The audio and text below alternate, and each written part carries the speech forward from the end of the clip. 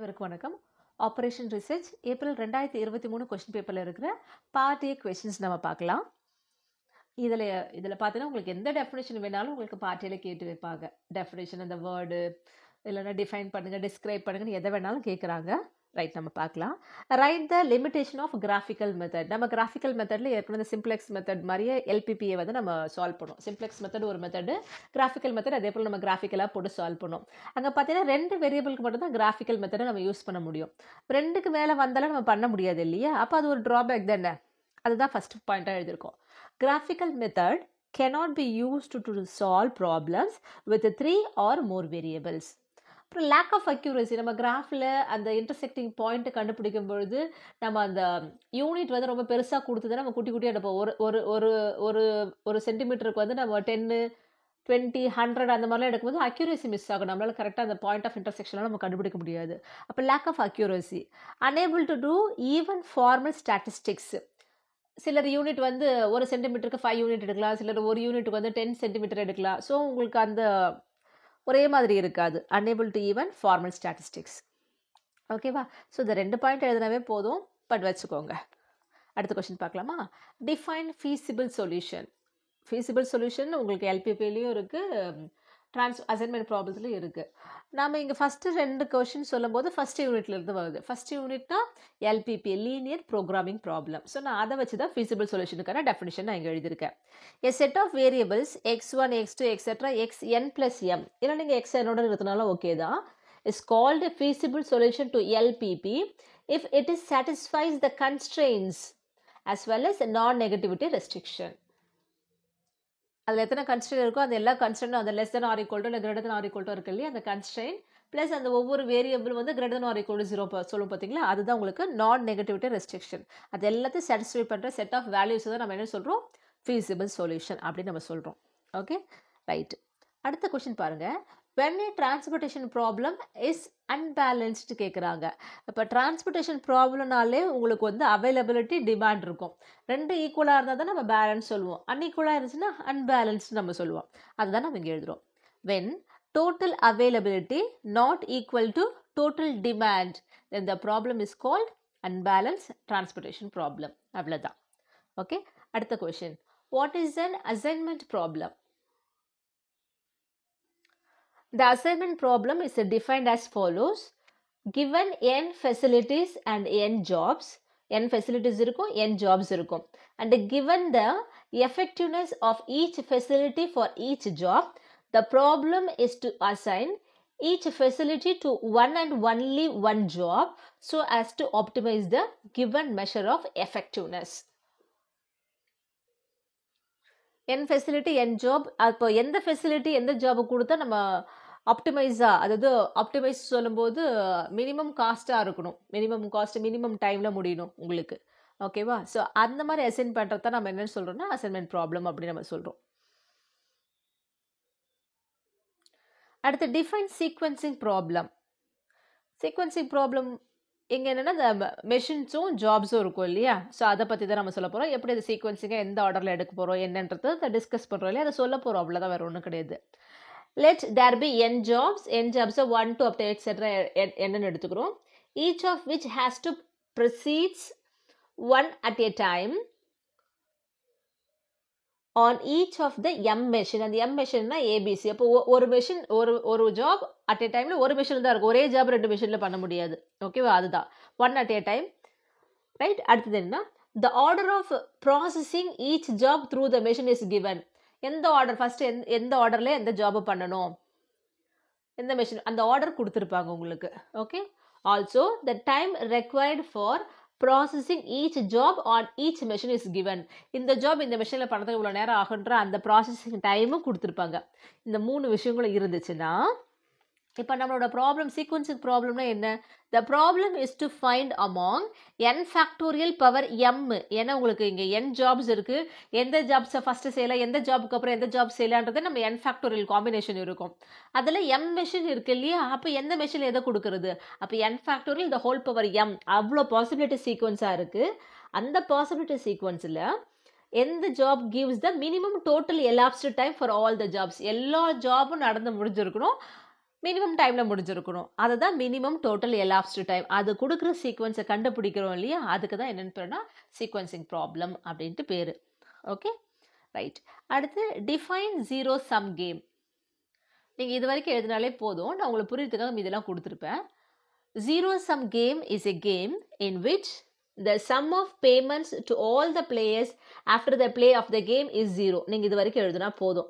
Okay, இப்போ உங்களுக்கு என்ன புரியுறதுக்காக கொடுத்துருக்கேன். In such a game, the gain of the players that win is exactly equal to the loss of the player that lost. இப்போ எலெக்ஷனில் இப்போ ஒரு தொகுதியில் 2 பேர் மட்டும்தான் போட்டிடுறாங்கன்னு வச்சுக்கோங்களேன். அப்போ என்ன பண்ணுவாங்க, ஒருத்தர் வந்து 10,000 வாக்கு வித்தியாசத்தில் ஜெயிச்சிருக்காங்கன்னு சொல்லுவாங்க. அப்போ இன்னொரு ஆள் 10,000 வாக்கு வித்தியாசத்தில் தோத்துருக்காங்க. ரைட்டாக, இதுதான் zero sum game.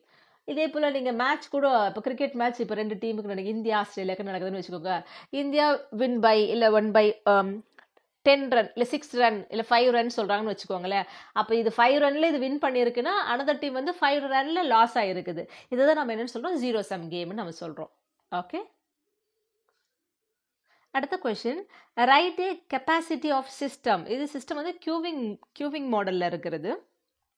The maximum number of customers இந்த சிஸ்டம்.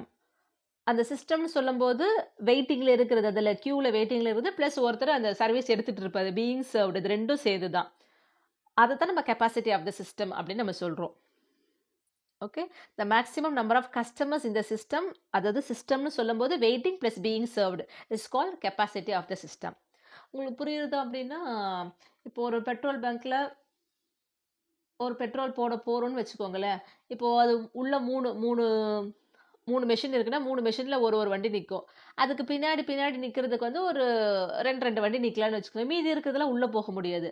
அப்போ அந்த பெட்ரோல் பங்க்குள்ளே எவ்வளோ பேர் அகாமடேட் பண்ணுறது. அப்போ பெட்ரோல் போட்டுட்டு ஒரு வண்டி நிற்குதுன்னா போடாமல் அது பின்னாடி 2 வண்டி நிற்கும்.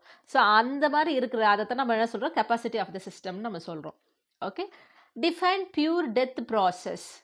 இங்கே என்ன பண்ணுறதுனா, இப்போ எப்போல்லாம் ஒரு சிஸ்டம் இருக்கோ, ஒன்று சர்வீஸ்க்கு எடுக்கிறதுக்கு உள்ளே வரும், இன்னொன்று முடிச்சுட்டு வெளியே போகும். இந்த 2 விஷயம் இருக்கிறது. வர்றது வந்து பர்த்து, போகிறது சர்வீஸ் எடுத்துகிட்டு டிபார்ச்சர் ஆகி வெளியே போகிறது டெத்து. ஓகேவா, இப்போ பாருங்கள், the process which allows only departures தான் டெத்து நம்ம சொல்கிறோம். வெறும் டிபார்ச்சர் மட்டும்தான், but no arrival is called pure death process. இப்போ பேங்க்குக்கே பார்த்தீங்கன்னு வச்சுக்கோங்களேன். இப்போ காலையில் அந்த பேங்கிங் டைமில் இருக்கும்போது பார்த்தீங்கன்னா எத்தனை பேர் வரனாலும் வரலாம் போகலான்ட்டு இருக்கும், கரெக்டாக. பட் இப்போ பேங்கிங் க்ளோசிங் டைம் வந்து இப்போ 3 o'clockனு வச்சுக்கோங்களேன். அந்த 3 o'clock அப்புறம் என்ன பண்ணுவாங்க, ஸ்டாப் பண்ணுவாங்க. யாரும் வெளியிலேருந்து கஸ்டமர் உள்ளே வர முடியாது. ஆனால் உள்ளே இருக்கிற கஸ்டமர் என்ன பண்ணுவாங்க, அந்த எத்தனை பேர் இருந்தாலும் அவங்களுக்கு அது சர்வீஸ் பண்ணி முடிச்சுட்டு தான் அனுப்பிடுவாங்க. அப்போ அந்த இடத்துல டிபார்ச்சர் மட்டும்தான், அரைவல் எதுவும் கிடையாது. நீங்கள் போலிங் பூத் எலெக்ஷன் டைமில், அப்போ கூட எலெக்ஷன் ஓட்டு போகிறதுக்குன்னு உங்களுக்கு 6 மணியோட க்ளோசிங் டைம் இருக்குன்னு வச்சுக்கோங்களேன். 6 மணிக்கு அப்புறம் யாரும் உள்ளே வர முடியாது. பட் ஏற்கனவே உள்ள க்யூவில் இருக்கிறாங்க பார்த்தீங்களா, அவங்க 6 மணிக்கு அப்புறம் கூட ஓட்டு போடலாம். ஏன்னா அவங்க ஏற்கனவே ஆல்ரெடி சிஸ்டத்தில் இருக்காங்க, க்யூவில் இருக்கிறாங்க. ஸோ அப்போ அங்கே வந்து என்ன இருக்க, அவங்க போட்டுட்டு வெளியே போவாங்க. ஒன்லி டிபார்ச்சர் மட்டும்தான், புதுசாக யாரும் உள்ளே வர முடியாது. ஓகே, ஸோ இதுதான் பியூர் டெத் ப்ராசஸ். ஓகே, அடுத்து டிஃபைன் ஆக்டிவிட்டினா என்னன்னு கேட்குறாங்க. இது நெட்வொர்க்கில் நம்ம யூஸ் பண்ணுவோம் இல்லையா. Right, any individual operation which utilises resources and requires time for it's execution. ஒரு ஆக்டிவிட்டி, ஒரு வேலை நடக்கணும் அப்படின்னா அதுக்கு சில ரிசோர்ஸ் தேவைப்படும், அதை முடிக்கிறதுக்கு ஒரு டைம் தேவைப்படும். அதை தான் நம்ம என்னன்னு சொல்கிறோம், ஆக்டிவிட்டி அப்படின்னு நம்ம சொல்கிறோம். ஓகே, அப்போ அந்த ஆக்டிவிட்டி நம்ம எப்படி ரெப்ரசென்ட் பண்ணுறோம் அப்படின்னா, by an arrow the tail. இப்போ நம்ம இப்படி போகிறோம், இப்போ இதுதான் ஒரு ஆக்டிவிட்டி நம்ம போகிறோன்னு வச்சுக்கோங்களேன். அப்போ இங்கே ஸ்டார்ட் இருக்குது, இங்கே எண்ட் இருக்குது. இப்போ இதுதான் சொல்கிறோம் இல்லையா, இதுதான் டெய்லுன்னு நம்ம சொல்லுவோம். ஒரு ஆரோ போகுதுன்னா இது டெய்ல், இதுதான் உங்களுக்கு ஹெட்டு. அப்போ டெய்ல் வந்து எதை ரெப்ரசென்ட் பண்ணுதுன்னா ஸ்டார்ட்டை ரெப்ரசென்ட் பண்ணுது. ஹெட் எதை ரெப்ரசென்ட் பண்ணுது அப்படின்னா ஃபினிஷ் ஆஃப் த ஆக்டிவிட்டியை ரெப்ரசென்ட் பண்ணுது. Okay, right. அடுத்து ரைட் டிபெண்டன்சி ரிலேஷன்ஷிப். இந்த டிபெண்டன்சி ரிலேஷன்ஷிப்பும் நம்ம நெட்வொர்க்கில் பார்க்கறது தான். The dependency relationship among tasks which determine the order in which activities need to be performed. எந்த ஆக்டிவிட்டிக்கு அப்புறம் எந்த ஆக்டிவிட்டி, எது முடிஞ்ச பிறகு அடுத்த ஆக்டிவிட்டி வரணும், அந்த மாதிரி சொல்கிறோம் இல்லையா, அதுதான் டிபெண்டன்சி ரிலேஷன்ஷிப் சொல்கிறோம். ஏற்கனவே ஒரு 5 மார்க் கொஸ்டினில் பார்த்துருப்பேன், நான் அதே எக்ஸாம்பிள் தான் கொடுத்துருக்கேன். For example W x, y அப்படின்னா என்ன அர்த்தம்னா, எக்ஸும் ஒய்யும் எப்போ ஸ்டார்ட் பண்ணவே முடியாது. எப்போ டபிள்யூ முடிகிற வரைக்கும் நம்ம எக்ஸ் ஒய்யை ஸ்டார்ட் பண்ணவே முடியாது. டபிள்யூ முடிஞ்ச பிறகு தான் எக்ஸ் ஒய் ரெண்டுமே ஸ்டார்ட் பண்ண முடியும். அப்போ அதை நம்ம எப்படி எழுதணும்? W less than X Y means X and Y cannot start until W is completed. W task முடிஞ்ச பிறகு தான் எக்ஸ் ஒய் ரெண்டுமே நம்ம ஸ்டார்ட் பண்ண முடியும். அதுவே இங்கே பாருங்கள், X Y less than W அப்படின்னு என்ன அர்த்தம்? டபிள்யூ நம்ம ஸ்டார்ட் பண்ண முடியாது. எப்போ?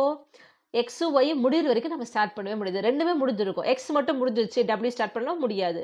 ஒய் மட்டும் முடிஞ்சிச்சு, டபிள்யூ ஸ்டார்ட் பண்ணவும் முடியாது. எக்ஸ் ஒய் ரெண்டுமே முடிஞ்சால் மட்டும்தான் டபிள்யூவை ஸ்டார்ட் பண்ண முடியும். Okay, so X Y less than W means W cannot start until both X Y are completed. So இதுதான் அந்த டிபெண்டன்சி ரிலேஷனுக்கான எக்ஸாம்பிள் உங்களுக்கு. ஓகே, அடுத்து பாருங்க, டிஃபைன் சர்ப்ளஸ் வேரியபிள். இந்த சர்ப்ளஸ் வேரியபிள் அதே போல் ஸ்லாக் வேரியபிள் இது ரெண்டும் நம்ம எப்படின்னா LPP linear programming problem first யூனிட்ல யூஸ் பண்ணுவோம். Less than or equal to இருந்தால் நம்ம என்ன பண்ணுவோம்? ஆடிங் அந்த ஸ்லாக் வேரியபிளை ஆட் பண்ணுவோம் left hand side of the constant. Greater than or equal to இருந்தால் என்ன பண்ணுவோம்? ஒரு பாசிட்டிவ் வேரியபிளை சப்ராக்ட் பண்ணுவோம். அந்த சப்ராக்ட் பண்ணுற வேரியபிள் தான் சர்ப்ளஸ் வேரியபிள்னு பேர். எப்படி எழுதிருக்குன்னு பாருங்க. In LPP if an inequality constraint is of the form greater than or equal to, a positive variable is subtracted from the LHS of the constraint to convert into an equality. Such a variable is called surplus variable. அடுத்து define primal problem. இந்த டூயலில் தான் நம்ம இந்த primal dual அப்படின்றத பார்ப்போம். Okay, இதனோட definition என்னன்னு பாருங்க. Given a maximization problem in LPP, it is always possible to associate with it a minimization LPP and vice versa. அப்போ maximization கொடுத்துருந்தாங்கன்னா அதை நம்ம minimizationனா ஒரு association ப்ராப்ளமாக எழுத முடியும். ஒருவேளை given ப்ராப்ளம் minimizationாக இருந்தால் அதை வச்சு நம்ம என்ன பண்ண முடியும்? maximization ப்ராப்ளமை எழுத முடியும். அப்போ ஒரிஜினலாக கொடுத்துருக்காங்க இல்லையா, அந்த ஒரிஜினல் ப்ராப்ளத்தை நம்ம ப்ரைமல்னு நம்ம சொல்கிறோம். இப்போ ப்ரைமல் டெஃபினேஷனை நீங்கள் இதோட ஸ்டாப் பண்ணால் போதும். the original problem is called the primal problem. Okay, ஒருவேளை டூயல் கேட்டாங்கன்னா நீங்கள் ப்ரைமல் எழுதிட்டு தான் இது எழுதணும். The original problem is called primal problem and the associated problem is called the dual problem. It's dual. நான் ரெண்டுத்துக்கு முன்னாடி டெஃபினேஷன் கொடுத்துட்டேன். ஸோ உங்களுக்கு கொஸ்டின் எது கேட்குறாங்களோ அதுக்கேற்ற மாதிரி எழுதுங்க. அடுத்த காணொலியில் சந்திக்கலாம். நன்றி, வணக்கம்.